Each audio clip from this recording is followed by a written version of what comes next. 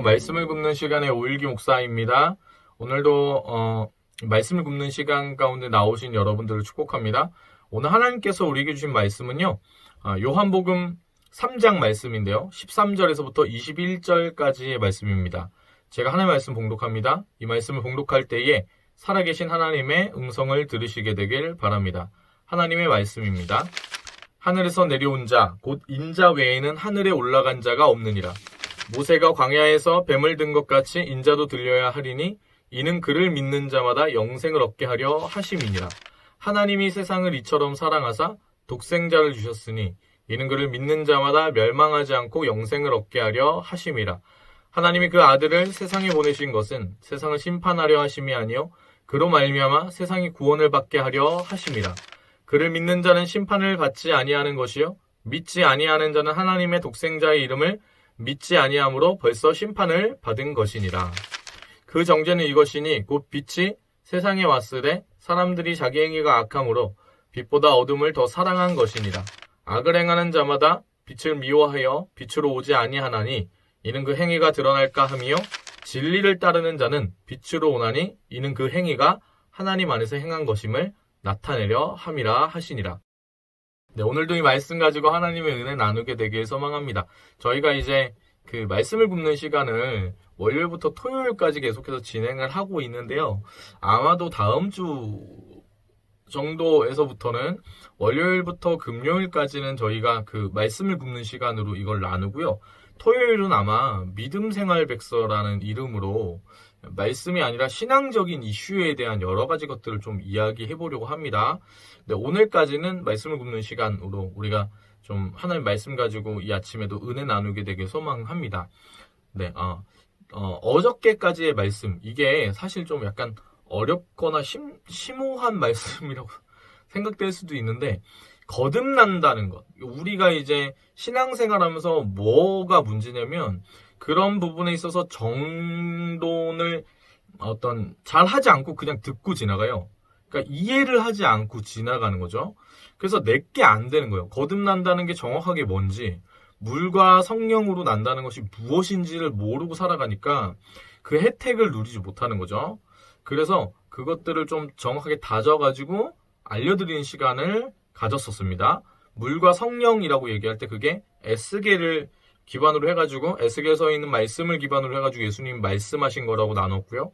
물은 그것을 비추어 볼 때 마음을 깨끗하게 하는 것, 죄로부터 우리를 깨끗하게 씻어주시는 은혜, 네, 그것에 대해서 물로 표현했고, 그리고 성령에 대한 부분은 우리 안에 부드러운 마음을 가지게 해서 하나님의 그 뜻을 따르고자 하는, 하나님의 지배를 받고자 하는 것을 성령으로 이야기했다라고 어제 그렇게 나눴었죠. 오늘 이 아침에는 그 뒤에 부분으로 하나님 은혜 나누게 되길 소망하는데요.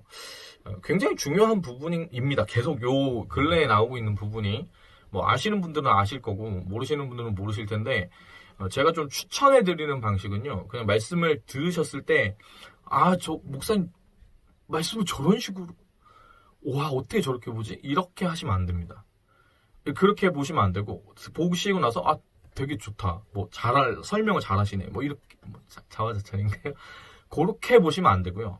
공부를 하셔야 됩니다. 요 내용 지금 나가고 있는 건 사실은 좀 공부를 하셔서 제가 설명하고 있는 걸 잘 이해를 할 때까지 좀 곱씹어 보시는 게 필요하고, 누군가에게 이 내용을 설명할 수 있어야 됩니다. 왜냐? 우리가 지금 나누고 있는 것이 기독교 신앙의 어떤 가장 정수라고 할 수 있는 부분들을 나누고 있기 때문이죠. 이 부분을 우리가 정리를 잘 안 했기 때문에 제대로 된 신앙생활의 온전한 모습을 가지고 있지 못한 겁니다. 오늘도 동일하게 그런 말씀이 선포되어질 텐데요. 여러분, 이 말씀이 단순히 들려지는 것이 아니라 우리의 삶을 바꾸게 되는 놀라운 그런 은혜로 우리 가운데 심기어지기를 소망합니다. 자, 어제 읽은 말씀이 12절에서 제가 끊었는데, 원래는 12절부터 오늘 읽어야 되거든요. 12절, 13절은 이렇게 써 있습니다. 내가 땅의 일을 말하여도 너희가 믿지 아니하거든. 하물며 하늘의 일을 말하면 어떻게 믿겠느냐. 하늘에서 내려온 자 곧 인자 외에는 하늘에 올라간 자가 없느니라. 이게 예수님께서 하시는 말이죠. 니고데모에게. 자, 이 말씀은 참입니다. 하늘로 올라간 자는 있죠. 죽지 않고 올라간 두 사람이 있잖아요. 엘리야와 에녹이 죽지 않고 올라갔죠. 하지만 그들이 다시 내려오진 않았습니다. 그러니까 예수님 말씀하시는 거는 맞는 얘기예요. 땅의 일을 말하여도 우리는 잘 믿지 않습니다. 저거 속이는 거 아니야? 이렇게 생각할 수 있습니다.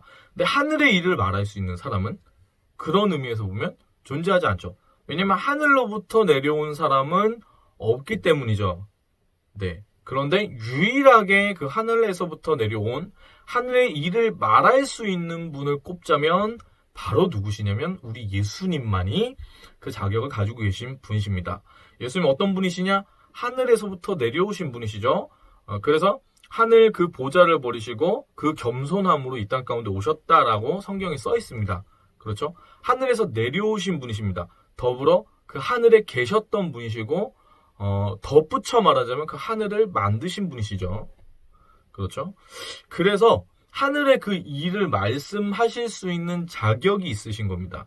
자, 근데 여기에서 요한복음에서 굉장히 대조적으로 설명을 계속하고 있는데 어저께 그저께 계속 읽었던 말씀 가운데서도 대조가 일어나죠.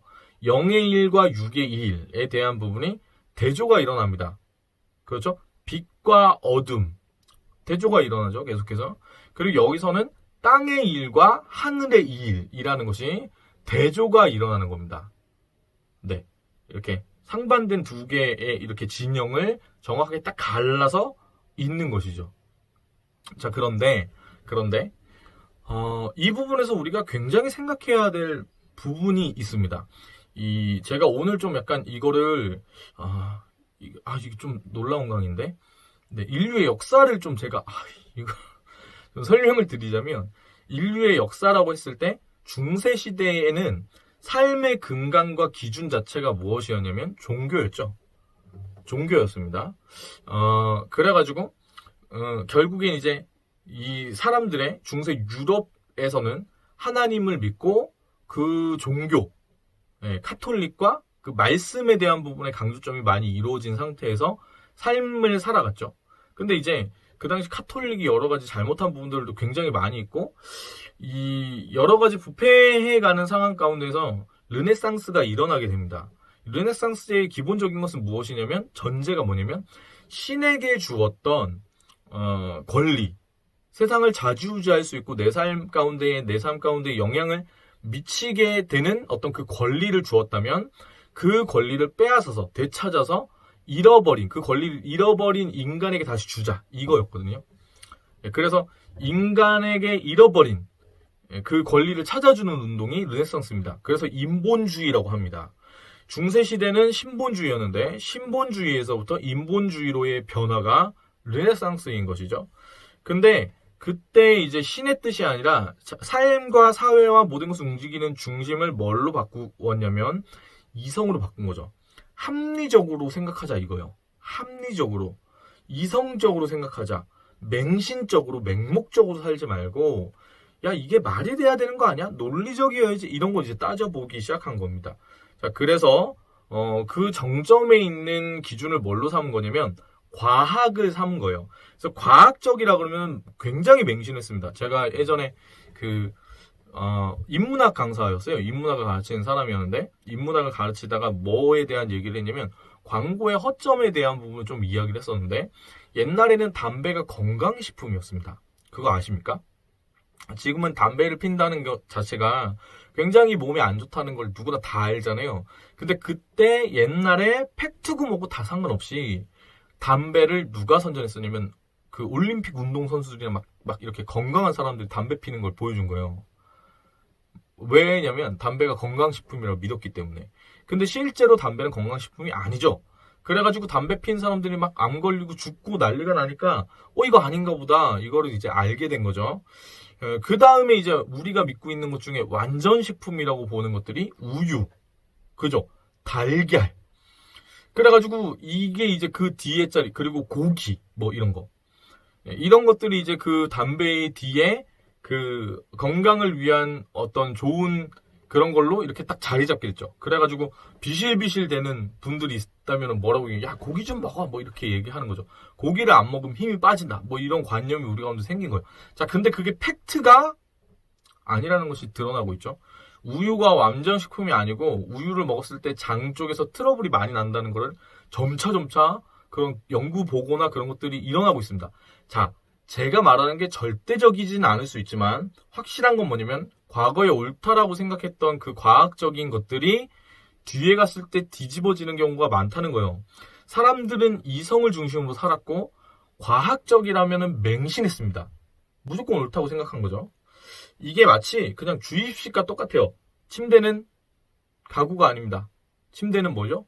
과학입니다. 이랬을 때 진짜 애들이 다 이게 침대는 과학이지 이렇게 믿어버리는 거랑 똑같은 말도 안 되는 일이 일어난 거죠.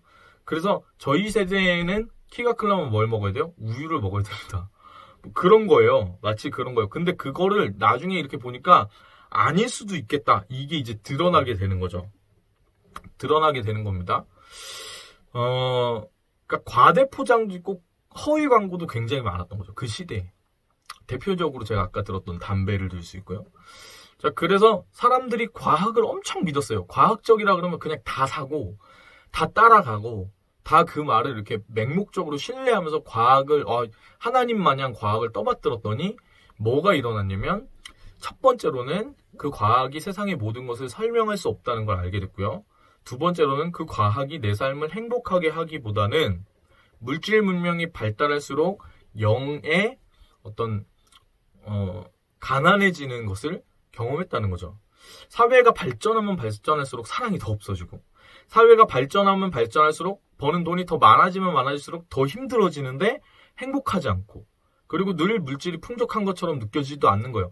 과거에 비해서 여러분 지금 굶어 죽는 사람은 사실상 없죠. 자기가 그렇게 살기로 결정하지 않았다면. 근데도 이 사회는 불행한 겁니다. 그게 과학이 준 선물이에요. 끝으로 준 선물. 그리고 이 사람들은 과학이 하나님을 대신한 이 과학이라는 존재가 유토피아, 천국을 우리에게 가져다 줄 거라고 믿었어요. 그런데 결국에 이 과학이 끝내 발전을 거듭하면 거듭할수록 우리에게 준 것은 결국에 무엇이냐면 전쟁을 줬죠. 전쟁을 줬습니다. 그래서 서구 사회에서 그 과학에 대해서 이제는 믿을 수가 없다 그래가지고 그 다음으로 넘어간 게 포스트 모던이라고 하는 시대인 겁니다. 그래서 과학을 대체할 만한 것들을 찾다 보니까 동양 철학이나 아니면 명상이나 뭐 이런 것들 힌두교적인 관점이나 이런 것들을 막 보게 된 것이죠. 힌두 철학이나 서양 쪽에서 이제 그 자기들이 가지지 않았던 것들이 굉장히 많이 눈을 돌렸거든요. 뭐 그렇습니다. 그래서 우리가 지금 그 시대를 살아가고 있는데 결국에 이제 여러 가지 지배를 받고 있어요. 사상적인 지배를. 근데 그 중에 하나가 뭐냐면 유물론입니다. 유물론. 지금 살아가고 있는 우리가 영혼이 없는 존재고 미래에 대해 생각하지 마라. 지금 당장 내가 잘 먹고 잘 살고 지금 느끼는 감정이 좋은 것 웰빙이라고 하죠. 지금 잘 살면 다 장땡이다. 죽어서 천국 그런 거 없고 그냥 죽으면 끝이다. 뭐 이런 관점이에요. 이거를 대놓고 여러분들에게 와가지고 교회에서 하나님 믿는다는 사람들에게 이야기하면 그걸 잘 받아들이지 않죠. 아니야 천국 있어 이렇게 얘기하잖아요. 그래서 미디어와 여러 가지 매체들을 통해서 어떤 메시지를 주냐면 간접적으로 그거를 받아들이게끔 하는 거예요. 여러분 그래서 잘 보시면요. 과거에는 사랑이라는 가치가 중요했습니다. 과거에는 정말 소중히 여기는 다른 가치들이 있었어요. 근데 지금은 어떤 모양이냐? 그 가치들이 소중하다라고 말하지만 사실은 교회를 다니는 분들도 돈이 굉장히 중요합니다. 그렇죠. 마치 모든 사람들이 돈을 가지면 행복해진다. 돈을 가지면 내가 모든 걸 이룰 수 있다라는 느낌을 받으면서 살아요. 그런데 문제는 뭐예요? 돈이 없는 거죠. 그렇죠. 그리고 믿음 가운데 살아가는데 그 믿음이 무엇이냐면 내가 삶을 살아가려면 지금 생존이 불안불안하고 더 미래가 밝게 되려면은 두려워해야 된다. 지금 더 열심히 살아야 된다. 하나님을 믿기보다 내가 열심히 사는 게 너무 중요한 거다. 뭐 이런 메시지 줍니다. 네. 여러분 그것이 세상의 방식입니다. 두렵고 떨리는 것으로 말미암아서 종처럼 살아가는 것이죠. 여러분 그것이 땅의 일입니다. 그런데 그게 그 삶의 방식인 것이죠. 자, 그러면 예수님 때문에 하나님을 믿게 된 그 사람은 무엇으로 살아가느냐? 신앙생활로 살아가는데 신앙생활이라는 것은 결국에 무엇이냐면 믿음 생활입니다. 믿음이 우리 삶 가운데 어느 정도의 영향을 미치고 있냐는 것이죠. 이게 너무 중요한 개념이기 때문에 제가 아마 오늘 이렇게 보다 보면 16절 이하에 대한 설명을 주로 잘 안 하고 그냥 이걸로 많이 설명할 것 같아요. 이게 좀 길 수도 있어요. 너무 중요한 내용이어서. 자, 여러분 따져보셔야 되는 거예요. 믿음으로 내가 살아가고 있냐. 세상이 여러분들에게 주는 것은 무기력입니다. 나 열심히 살아야지 이 마음을 주지만 결국에 종국에는 어떤 마음을 가지게 되냐면 나는 아무것도 못할 것 같은데? 나 이렇게 열심히도 안 됐는데? 이런 느낌을 받는 거예요. 그 사인을 계속 차곡차곡 쌓아가지고 내가 그거를 내 마음속에 있는 은행에 저장을 계속 하다 보면 어떤 믿음이 생기냐면 하나님이 나를 안 도와줄 것 같아. 하나님은 내 편이 아닌 것 같아. 하나님이 도와주시더라도 나한테 더 큰 어려움을 주실 것 같아. 하나님이 내가 한 3가지를 요구하면 그 중에 한 2가지 정도 들어주시고 제일 큰 한 가지는 안 들어주실 것 같아. 막 이런 생각이 드는 거예요. 네. 삶의 방식 가운데 이제 두려워하고 걱정하고 막 그래가지고 아둥바둥하면서 살아가는 것들이 생기게 되는 것이죠. 여러분 근데 그것이 세상의 방식이고 그것은 합리적이고 이성적이에요. 땅의 것은 믿음에 대한 근거가 이성이에요. 근데 여러분 그게 올바른 것은 아닙니다. 올바른 것은 아닙니다. 올바른 것은 단순히 머리로 납득이 된다고 해가지고 그게 올바른 것은 아니에요. 우리가 부모님과의 관계 가운데 나아갈 때 우리가 어린 시절에, 저희 어린 시절에 어머니 아버지가 가끔씩 저희에게 매를 댔죠. 비가 오는 날, 저희 세대는 그게 좀 다반사였는데 비 오는 날 잘못한 거 있으면은 빨개 벗겨가지고 나가는 거예요. 근데 그거를 지금식으로 생각해 보면요, 굉장히 문제가 있는 행동이다. 이렇게 볼 수 있습니다. 왜냐면 그 아이가 평생 동안 수치심을 느끼면서 마음속에 막 이런저런 게 남겠죠. 그렇게 따지면은 그렇게 육아하면 안 돼요. 이 말이 합리적일 수 있죠. 그런데 여러분, 그 부모님과의 관계를요, 그런 식으로 볼 수가 없는 거예요. 이성적으로 따져서, 합리적으로 따져서 해석이 되는 게 아니에요. 그러니까 우리가 삶을 살아갈 때 문제는 뭐냐면 내 삶이 이성적으로, 합리적으로 이해가 될 거라고 생각하면서 살아가는데 삶은 이해 영역이 아닌 겁니다. 삶은 믿음의 영역이에요. 이해를 신봉하는 우리의 믿음이 있는 거죠. 하나님보다 내가 논리적으로 납득이 되게끔 해주세요라고 말하는 그 생각이 우리를 지배하고 있는 겁니다. 그리고 그게 사단이 하는 일이거든요.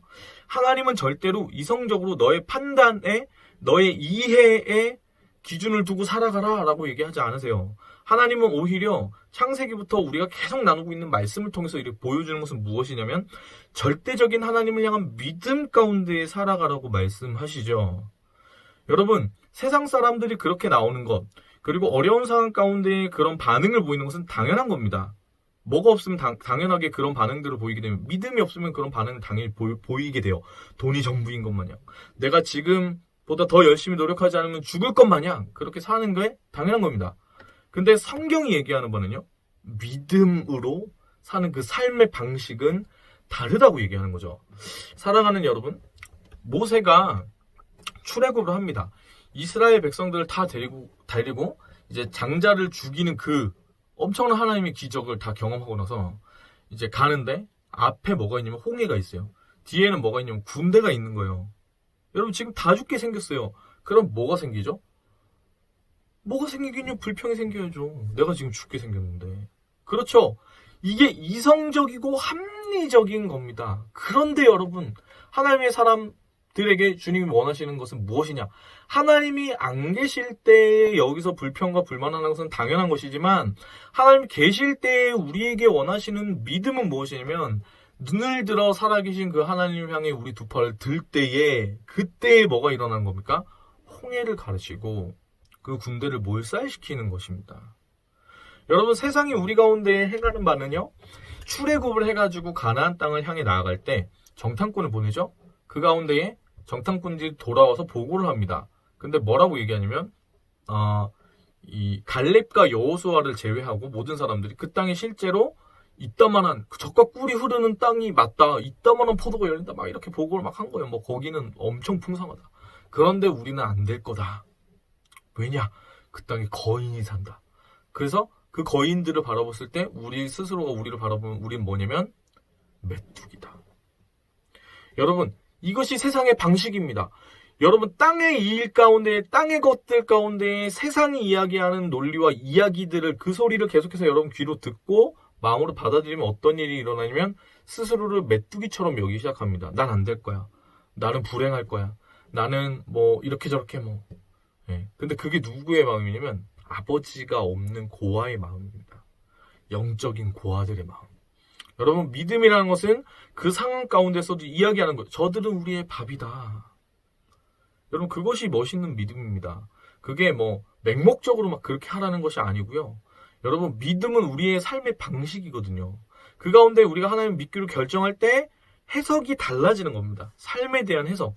믿음이 없이는 우리 가정이 이렇고 우리 가정에 돈이 없고 뭐 우리 삶은 이렇고 저렇고 막 이런저런 얘기를 막 하는 거지만, 여러분, 믿음이 생겼을 때는 바라보는 것이 달라지고 그 가운데 해석이 달라지는 거예요. 어제까지 나와 같은 집에 살던 아내가 세상적인 눈으로 보면 이 아내가 문제고, 이 사람이 계속 잔소리를 하고, 이 사람이 내가 바깥에서 벌어오고 있는 그 부분에 있어서 수고와 노고를 몰라준다 이렇게 보는 거지만, 믿음이 달라지면 하나님의 눈으로 바라볼 때 내가 잘못하고 있는 게 보이는 거고, 이 사람이 참아주고 있는 게 보이는 거고, 이 사람이 왜 지금 나한테 이 얘기를 하는지를 알게 되는 거거든요. 그래서 믿음으로 고백하게 되는 겁니다. 나도 서툴고 너도 서툰데, 그런데 우리가 하나님 앞에서 우리의 생각들을 다 내려놓고 서로의 입장에서 한번 이야기를 해보자. 그것은 해석이 달라질 때에만 가능한 거예요. 서로 지금 너가 잘못했다라고 얘기할 때는 일어날 수 없는 일이죠. 자, 그 틀을 깨려면 뭐가 필요해요? 믿음에 대한 이해가 필요한 거예요. 내가 지금 이 사람이 잘못됐다고 믿는 것은 뭐예요? 믿음이죠. 믿음이죠. 여러분, 이 믿음이라는 것이 굉장히 중요합니다. 오늘 제가 이거를 다 설명 못할 것 같은데, 보면은 14절에 보면 이 얘기가 써 있죠. 모세가 광야에서 뱀을 든 것 같이 인자도 들려야 하리니. 자, 여러분 보세요. 하나님의 구원은 사람의 이해를 넘어섭니다. 하나님이시기 때문에 그래요. 창세기 1장 1절에서도 그랬고, 태초에, 요한복음 1장 1절에서도 태초에라는 것으로 시작하죠. 그때 제가 뭐라고 말씀드렸냐면, 우리의 이해와 모든 시간을 초월하시는 하나님에 대해 나눴죠. 근데 그거를 우리의 생각대로 받아들일 수 있는 형태만 우리가 취하려고 하면, 그러면 안 되겠죠. 그러니까 응답이 없고, 그러니까 우리 삶 가운데 변화가 없는 겁니다. 여러분, 예수님을 믿는다는 것은 단순히 그런 게 아니에요. 아예 삶의 방식 자체가 달라지는 거예요. 근데 세상 사람들은 어떠냐면, 완고하고 땅의 것을 바라보는 사람들은 이것을 받아들이지 못하는 사람들입니다. 그래서요, 여러분, 어떤 일이 일어났었냐면, 이스라엘이 하나님 앞에서 계속 불평과 불만을 계속 토해내고 난리가 나는 거예요. 하나님께서 만나와 메추라기를 주시고 불기둥과 구름기둥 가운데 인도하셨음에도 불구하고 그것을 하나님을 받아들이지 못하는, 그래가지고 나중에 있을 때는 하나님을 향한 별의별 얘기를 다 쏟아내던 그 사람들 가운데 하나님이 못 견디셔서 이들의 체질이 더 이상 가만히 두면 되지 않기 때문에, 그런 상황에서 스스로의 모습을 직면하게 하기 위해서 하나님 뭘 보내시면 불뱀을 보내십니다. 여러분, 기억하십시오. 우리가 달라지는 부분의 연단의 때때로는 목숨을 걸어야 될 때가 있는 거예요. 그러면은 뭐가 드러나면 직면하게 되거나 아니면 그냥 죽는 겁니다. 직면하게 되면 어떻게 시작하는 거냐면, 나 자신을 내려놓고 다시 하나님 앞에서 새롭게 시작을 할 수 있는 은혜가 되는 것이고요. 내 연약함, 내가 별거 아니구나, 이걸 자신의 위치를 깨달을 때 오히려 은혜가 시작되는 거예요. 이게 사람들 앞에서 난 별거 아니구나, 이거는 참 서글픈 일이잖아요. 근데 하나님 앞에서 내가 별거 아니라는 것은 은혜입니다. 은혜예요. 그게 사실이고, 그걸 깨달을 때 진정한 믿음이 시작되는 거거든요. 자, 근데 이스라엘이 그렇지 않았다는 거죠. 그래가지고 막 별의별 그걸 하니까 이제 이스라엘 가운데 그 직면이 필요했기 때문에 하나님께서 불뱀을 보내십니다. 그래서 불뱀에 물려요. 독사에게 물린 사람들이 다 죽게 되었을 때 하나님이 은혜를 베푸셔서 살아날 수 있는 것을 방법을 주시는데, 그게 뭐냐면 14절에 모세가 광야에서 뱀을 든 것 같이 인자도 들려야 하리니, 놋뱀을 주십니다. 광야에 거기에 놋뱀을 세우시고, 그 놋뱀을 본 자는 살아나는 거고, 그 놋뱀을 바라보지 않는 자는 죽는 거예요. 간단하죠. 여러분, 그 놋뱀을 보시겠어요? 아니면 안 보시겠어요?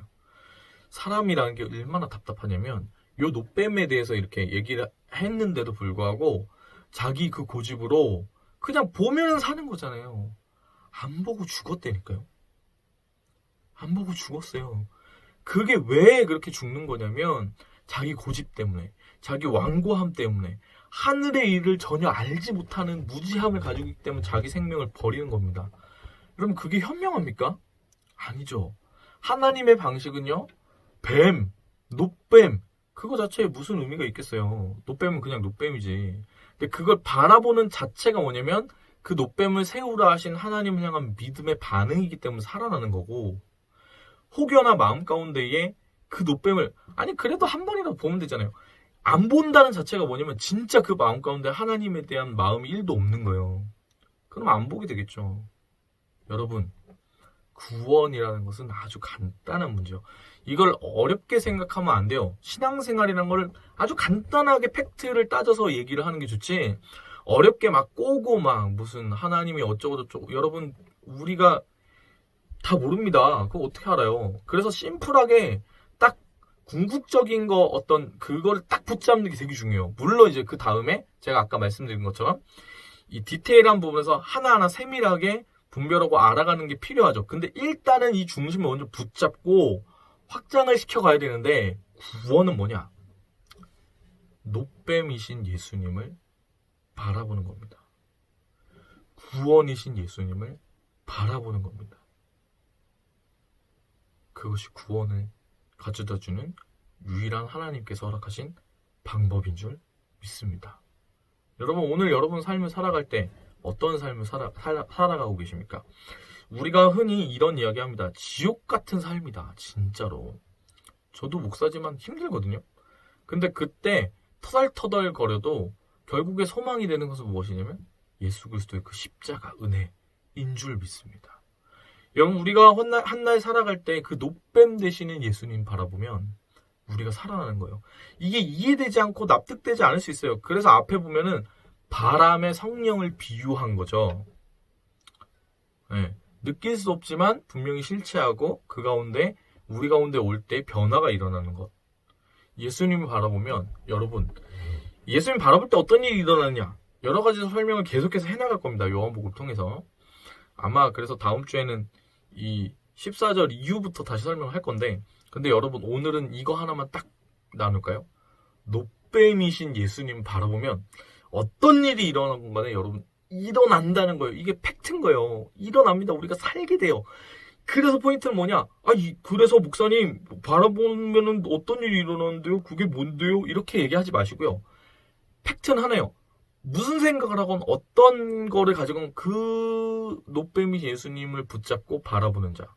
노뱀을 바라보면 산 것처럼 예수님을 바라보면 산다는 거예요. 그래서 이것만 한번 고민해 보세요. 예수님을 그러면 나는 오늘 바라보고 있는가? 어떻게 해야지 그 주님을 바라본다는 것일 수 있을까? 요걸 고민하시면서 오늘 하루 한날 살아가는 저와 여러분이었으면 좋겠습니다.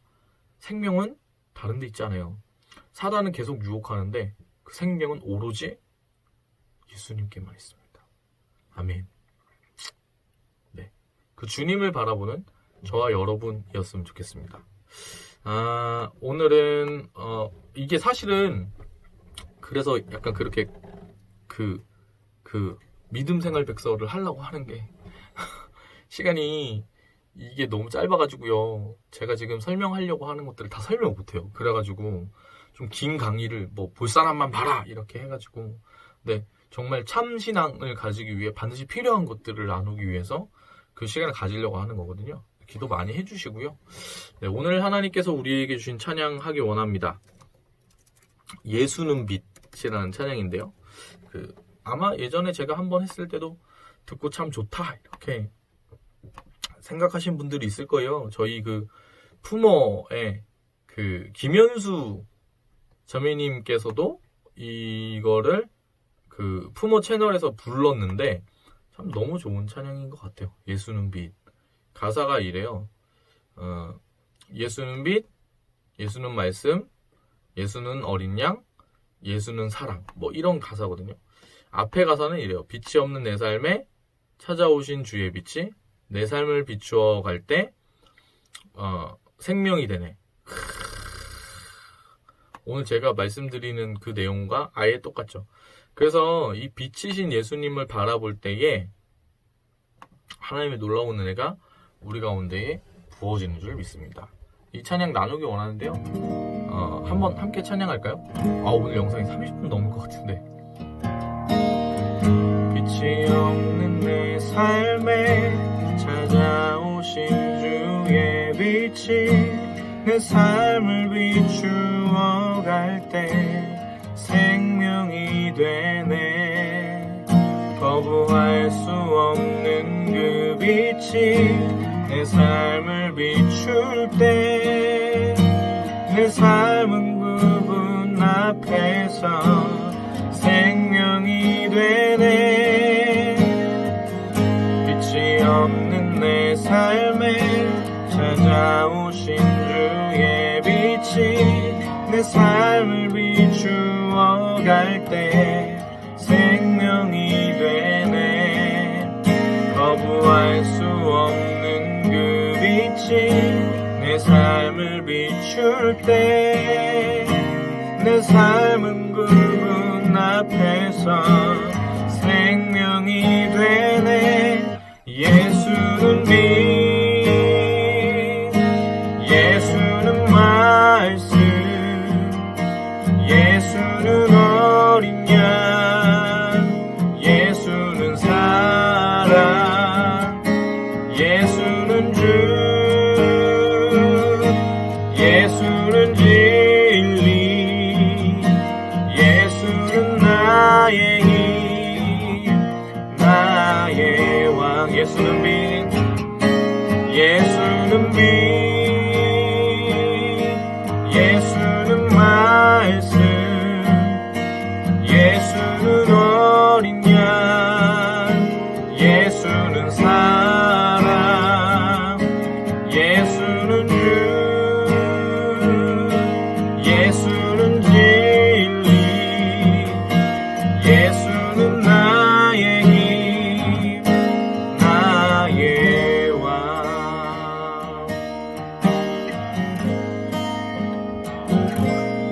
사랑해 주님, 그렇습니다. 주님, 광야 가운데에 노뱀을 본 자들이 살아났던 것처럼 하늘 위로 들리신 예수님, 우리 가운데 우리를 살리시기 위한 그 노뱀으로 오신 예수님을 바라볼 때에 아버지 하나님, 우리의 삶이 살아나게 되는 줄 믿습니다. 아버지, 우리가 예수님을 믿는 그 믿음의 연차가 어떤 사람들은 굉장히 길고 어떤 사람들은 또 짧을 수도 있을 것입니다. 어쩌면 우리 가운데 어떤 분들은 어린 어머니의 뱃속에서부터 하나님을 믿는 믿음 가운데 자라온 분들이 있겠지만, 이때의 아버지 하나님, 우리의 삶의 그 믿음을 다시 한번 주님 돌아보게 되길 소망합니다. 우리가 하나님께 우리의 생명이 있음을 깨닫고 주님, 예수님과 더 깊은 교제 나누며 그 주님 바라보는 삶을 살고 있는지, 아니면 하나님, 내가 주일날 하나님 앞에 예배하기는 하지만 그 예수를 바라보는 것이 아니라 내 삶에 어려움과 힘든 것들이 있을 때마다 세상을 의지하고 사람을 바라보고 혹은 세상 사람들이 이야기하는 바처럼 그렇게 살아가고 있는 것은 아닌지 한번 돌아보게 됩니다. 주님, 세상은 끊임없이 우리 가운데 돈이 있으면 행복할 것이라고 얘기하고, 하나님, 세상은 끊임없이 우리들 가운데 지금 있는 그 삶의 모습 가운데 좋은 음식을 먹고 좋은 집에서 살고 좋은 차를 몰면 행복할 것이라고 이야기하지만, 하나님, 행복, 우리 삶 가운데 구원이라는 그것은 예수님을 바라볼 때에만 일어나게 되는 줄 믿습니다. 그 참된 행복, 지금 세상은 알 수도 줄 수도 없는 그 평안과 그 사랑을 오늘 우리 가운데 부어 주시옵소서. 그 주님을 다시 한번 우리 삶 가운데에 발견할 수 있도록, 우리의 삶이 어둠이지만 그 어두운 삶을 비춰주시는 생명이신 주님, 그 예수님을 진실로 알게 되는 우리 될 수 있도록 인도하여 주시옵소서. 주님을 찬양합니다. 감사드리며 예수님의 이름으로 기도합니다. 아멘. 사랑하고 축복합니다.